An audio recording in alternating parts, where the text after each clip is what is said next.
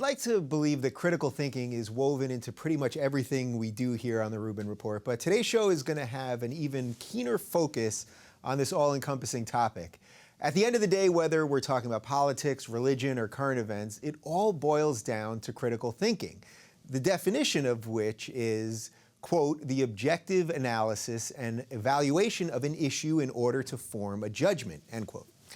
Can we really look at the world the way it truly is, not the way we want it to be?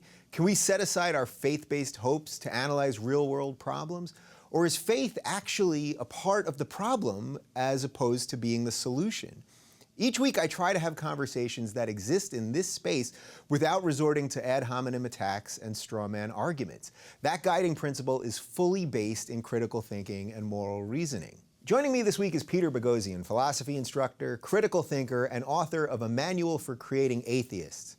Peter's book is a really incisive, clear take on why critical thinking is important, how faith-based thinking can be dangerous, and also relates what you can do to spread ideas based on fact and reason with your friends and family. He writes in an understandable and relatable style on topics that many are afraid to touch on, even with the people closest to them. He gives the reader the very tools to help people trapped by faith-based thinking.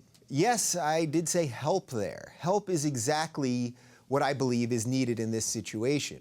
When your beliefs aren't based in reason and critical thinking, it creates a space where extremism can creep in. This, of course, isn't beholden to one religion or ideology.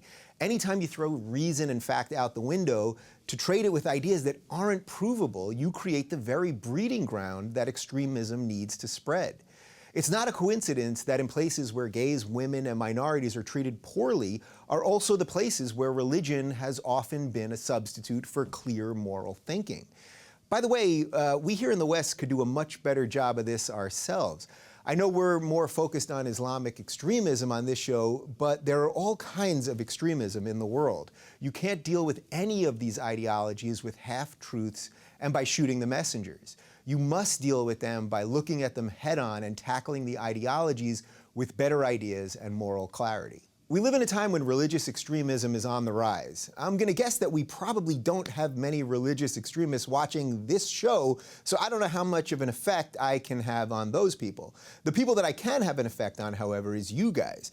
People out there from every walk of life, from all over the globe, who want to do the work of finding out what brings us together, not what tears us apart. I firmly believe that critical thinking is the solution. Critical thinking doesn't care about your race, your sexuality, or your nationality. It is a roadmap to solving serious issues and combating superstitious thinking that has led to many real-world problems. Much of the right in America is led by Christian religious ideology. Much of the left, while not guided by religion, has become as dogmatic in its beliefs. Between the two is where most clear-minded, free-thinking people live.